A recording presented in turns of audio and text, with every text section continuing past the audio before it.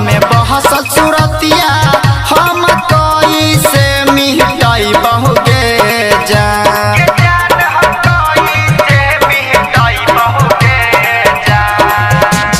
दिलवा में बहसल सुरतिया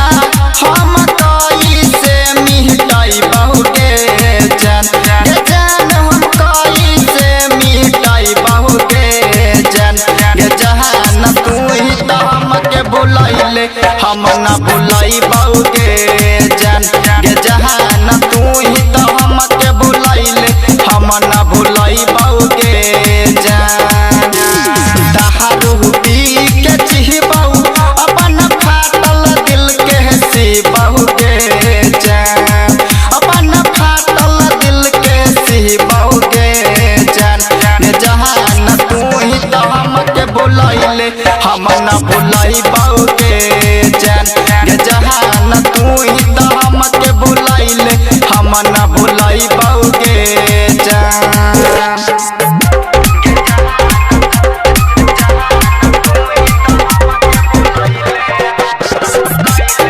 महाकाल रिकॉर्डिंग स्टूडियो नरका बाजार सीतामढ़ी।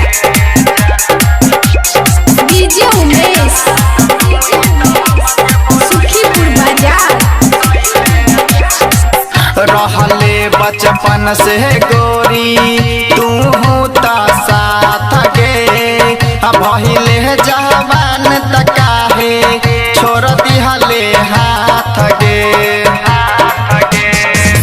रहले है बचपन से गोरी तू होता साथ गे भहिले जवान तकाहे छोड़ दिहले हाथ गे खाई के कसम तू छोड़ी के पराइले गे जान तू छोड़ी के पराइले गे जान जहान तू ही तो हमके भुलाइले हम ना भुलाई बहुगे जान जहान तू ही तो हमके भुलाइले हम ना भुलाई बहुगे जान।